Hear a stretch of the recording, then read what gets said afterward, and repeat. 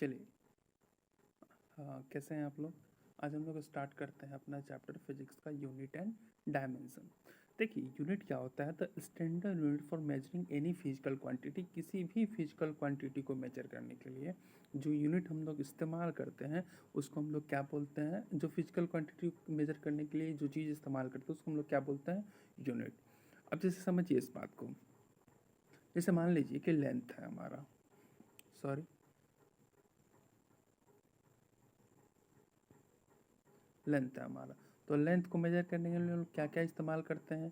एक तो हम लोग इस्तेमाल करते हैं मीटर का, दूसरा किलोमीटर का, ठीक है, तीसरा फीट का, ठीक है। तो हम लोग इन सब चीज़ों का इस्तेमाल करते हैं मेजर करने के लिए। तो ये सारे के सारे क्या हमारे कहलाते हैं? यूनिट कहलाते हैं, जिसे हम अभी पढ़ने जा रहे हैं। ओके, अब यूनिट कैसा होना चाहिए? तो सबसे पहले तो यूनिट हमारा वेल डिफाइंड होना चाहिए, यानी वो ऐसा ना हो कि कन्फ्यूजन में हो कि नापे कि नहीं नापे, मेजर करे कि नहीं मेजर करे, एकदम वेल डिफाइंड होना चाहिए। फिर इजी टू कंपेयर होना चाहिए, यानी कंपैरिजन भी इजी होना चाहिए, और इंटरनेशनली एक्सेप्टेड होना चाहिए। ये तीन कंडीशन अगर हैं तब जाके हम उसको मानेंगे कि हाँ वो क्या है? एक यूनिट है। अब देखिए, टाइप्स ऑफ यूनिट। यूनिट के दो टाइप्स होते हैं, एक होता है हमारे पास फंडामेंटल और एक होता है डेराइव्ड। फंडामेंटल का मतलब क्या होता है? बेसिकली फंडामेंटल का मतलब ही होता है जो शुरुआती, जो शुरुआत का हो, जो एकदम जिसको डेराइव्ड नहीं किया गया, वो हमारा होता है फंडामेंटल यूनिट। ठीक है। अब यूनिट में कुछ इंटरनेशनली एक्सेप्टेड यूनिट है, हालांकि हम इसको इसमें एसआई यूनिट को फॉलो करते हैं, बट एसआई यूनिट से पहले इन सब यूनिट्स को देखा जाता था। जैसे पहला है हमारे पास सीजीएस, जैसे पहला हमारे पास सीजीएस। अब देखिए सीजीएस, ठीक है, सी से क्या डिनोट करता था? सी से सेंटीमीटर, यानी इसको हम शॉर्ट फॉर्म में ऐसे लिखेंगे सीएम, ठीक है। जी से ग्राम,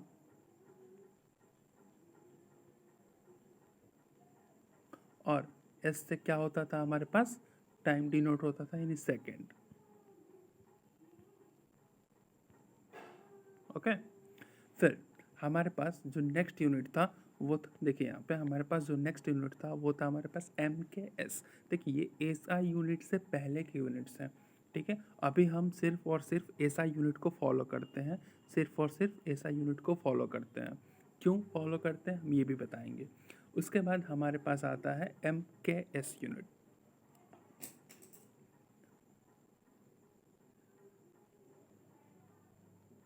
एम के एस यूनिट, ठीक है। अब देखिए एम का मतलब क्या है यहाँ पे? अब एम हमेशा मीटर को दिखाता है, सॉरी, एम यहाँ पे मास को, यहाँ पे के केजी को, और एस यहाँ पे किस चीज़ को दिखाता है? सेकेंड को दिखाता है। ओके, सॉरी गाइस, अभी थोड़ा सा दिक्कत हो रहा है क्योंकि ये मेरा फर्स्ट वीडियो लेक्चर है, ठीक है। अब बात करते हैं आगे। उसके बाद जो हमारा यूनिट था, अगर यहाँ पे आप ध्यान से देखोगे तो तीसरा यूनिट था एफ पी एस। क्या यूनिट था? F P S. और अगर एफ पी एस का आप लोग फुल फॉर्म जानोगे तो इसका होता था, एफ का मतलब होता था फुट, पी का मतलब होता था पाउंड, और एस का मतलब होता था सेकेंड। अच्छा, एक कॉमन चीज़ आप मिलाना, चाहे वो एफ पी एस हो, चाहे वो हमारा एम के एस हो, या फिर चाहे वो हमारा सी जी एस हो, ठीक है, सी जी एस हो, सब में सेकेंड कॉमन है। देखो इसमें भी सेकेंड है, इसमें भी सेकेंड है, और इस सॉरी यहाँ पे इसमें भी सेकेंड है। ओके, तो ये सारे हमारे यूनिट्स होते थे पहले। अभी हम लोग जो करंट जो फॉलो करते हैं वो हम लोग करते हैं S I unit, S I unit. Okay, S I unit, इसको हम लोग बोलते हैं international system of unit,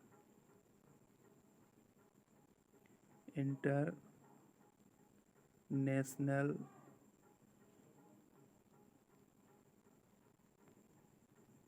system of units.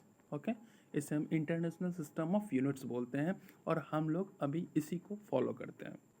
अब देखिए 7 फंडामेंटल यूनिट्स होते हैं हमारे पास, ठीक है।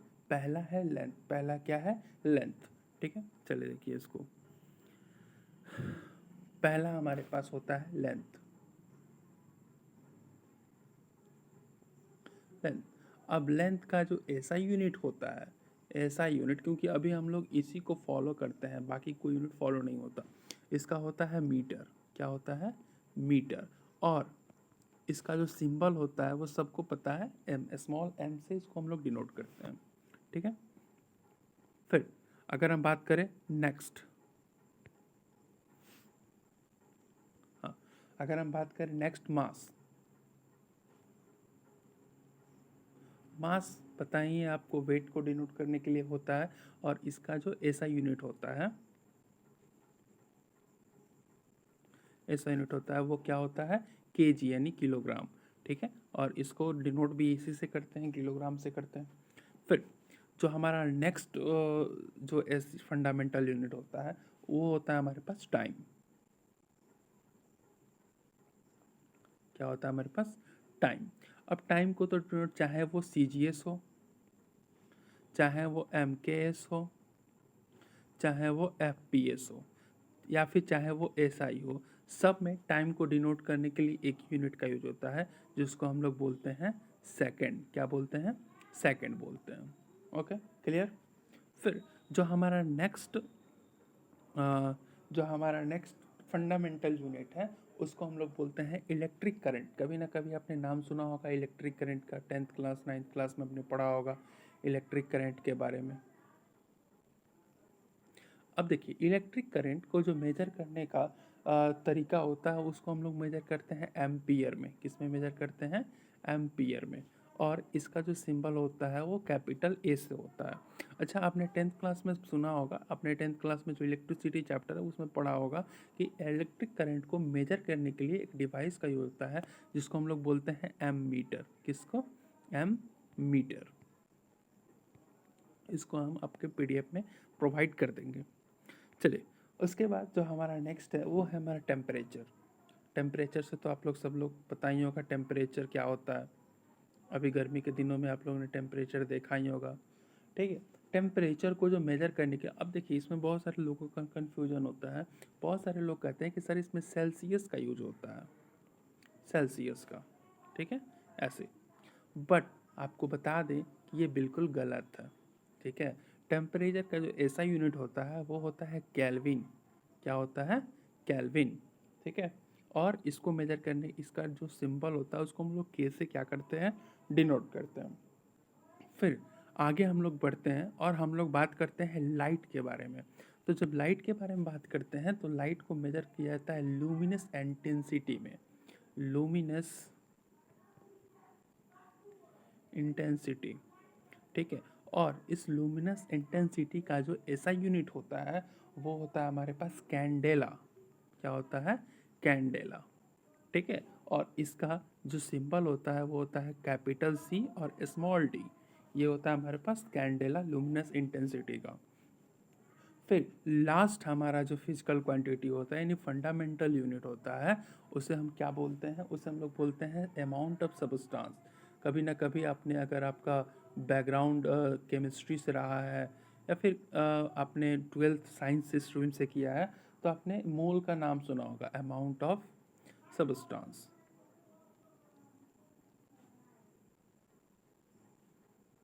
ठीक है। इस अमाउंट ऑफ सब्सटेंस को डिनोट करने के लिए हम लोग किस चीज़ का यूज करते हैं, मोल का यूज करते हैं। मोल कॉन्सेप्ट नाम का एक चैप्टर होगा आपके क्लास 12th में। फिर यहाँ पे हमारा MOL, बस इस डिनोशन है, ठीक है। चलिए, तो इतना कुछ समझ में आया आपको। अब अगर हम बात करें यहाँ पे, हाँ, तो ये हमारा हो गया। अभी हमने देखिए, अभी हमने क्या क्या पढ़ा। एक मिनट, मैं ज़रा थोड़ा इरेज कर देता हूँ इसको, हाँ, इसको, हाँ, इसको। चलो, अब देखिए हमने क्या क्या पढ़ा। हमने लेंथ के बारे में पढ़ा, हमने मास के बारे में पढ़ा, हमने टाइम के बारे में पढ़ा, हमने इलेक्ट्रिक करंट के बारे में पढ़ा, टेम्परेचर के बारे में, लुमिनस इंटेंसिटी और अमाउंट ऑफ सब्सटेंस। ठीक है, अब हम लोग कुछ प्रैक्टिकल यूनिट्स होते हैं जैसे लेंथ, मास और टाइम। अब देखिए, अगर अब देखिए जैसे कि आप अगर पढ़िएगा आगे, आपको इस चैप्टर का नाम है यूनिट एंड डायमेंशन। अभी तो हम लोग यूनिट के बारे में पढ़ रहे हैं, जब हम लोग डायमेंशन के बारे में पढ़ेंगे तब जानेंगे कि डायमेंशन कैसे किसी चीज़ का निकाला जाता है। और डायमेंशन निकालने के लिए आपको जो सबसे ज़रूरी चीज़ होता है वो 3 चीज़ होता है, एम, एल और टी। एम का मतलब होता है मास, एल का मतलब होता है लेंथ और टी का मतलब होता है टाइम। ओके, अभी बाद में इसको हम लोग पढ़ेंगे। ठीक है, चलिए अब आते हैं अपने टॉपिक पे। अब लेंथ में कुछ प्रैक्टिकल यूनिट्स हैं, जैसे आपको बता दें कि एग्ज़ाम में पूछा गया है बार बार, हर एग्ज़ाम में, अब खासकर एमटीएस और सीएचएसएल में पूछा जाता है, जैसे लाइट ईयर। लाइट ईयर क्या होता है? तो distance travel by a light in 1 year, यानी 1 साल में, यानी 365 दिन में लाइट जितना दूरी तक ट्रैवल करता है। और हाँ, यहाँ पे एक चीज़ आप नोटिस कीजिएगा, ये जो लाइट ट्रैवल करता है ना, ये वैक्यूम में होना चाहिए। किस में होना चाहिए? वैक्यूम में, ना कि खुले हेयर में होना चाहिए, वैक्यूम में, यानी स्पेस में। वैक्यूम कहाँ पे होता है हमारा? स्पेस में होता है। यानी स्पेस में लाइट 1 साल में जितना दूर ट्रैवल करता है वो हमारा होता है लाइट ईयर। अब देखिए 1 light year is equal to, अब यहाँ पे समझिए, sorry 1 minute, 1 light year, 1 light year is equal to, अब समझिए 1 light year is equal to जो यहाँ पे लिखा हुआ है 9.46 इंटू, अब आप अगर यहाँ पे ध्यान से देखोगे तो यहाँ पे लिखा हुआ है 10 इंटू 10 और 15, बट ये आप ऐसे मत समझिएगा, इसको आप ऐसे समझ सकते हैं, ये हाँ 10⁻15 है वो। ठीक है, 9.46 इंटू 10⁻15 मीटर। ठीक है, क्योंकि ऐसा यूनिट होता है लेंथ का, तो हम इसको कंसिडर करते हैं मीटर को। फिर अब बात करते हैं, थोड़ा सा इसको इरेज करके, हाँ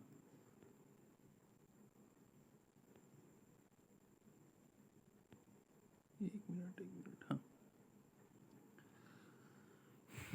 1 एस्ट्रोनॉमिकल यूनिट, यानी एक एस्ट्रोनॉमिकल यूनिट में हमारे पास 1.5 इंटू 10⁻11 क्या होता है हमारे पास? मीटर होता है। यहाँ पे मीटर लगा लीजिएगा, मीटर।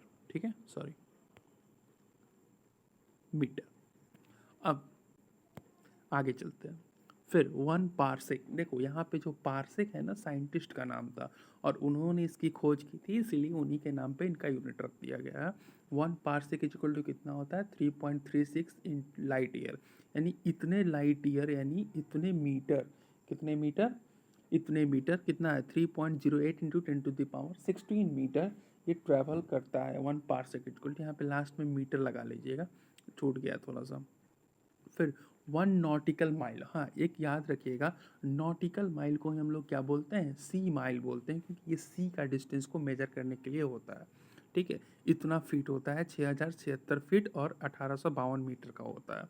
फिर 1 micron is equal to 1 u m, और इसको 10⁻⁻6, 10⁻⁻6 होता है 1 माइक्रोन में। ओके, ये हमारा हमारा क्या हो गया? लेंथ का क्लियर हो गया। फिर आगे चलते हैं ब्रेथ के बारे में। ब्रेथ, चले, अब ब्रेथ में क्विंटल, क्विंटल तो आपने सुना होगा, यानी 100 केजी को हम लोग क्या बोलते हैं? 1 क्विंटल बोलते हैं, और 100 केजी को हम लोग क्या बोलते हैं? 1 क्विंटल बोलते हैं। तो 10 का पावर 2, क्या 10 का पावर 2 इन द सेंस कि आप 10 को 2 बार मल्टीप्लाई करोगे, 10 को 2 बार मल्टीप्लाई करेगा तो कितना आएगा? 100 आएगा, यानी 10 का power 2 KG is equal to 1 quintal. चलिए 1 मिनट, इसको हटा दें, हाँ चलिए। उसके बाद 1 metric ton is equal to 10⁻³ kg।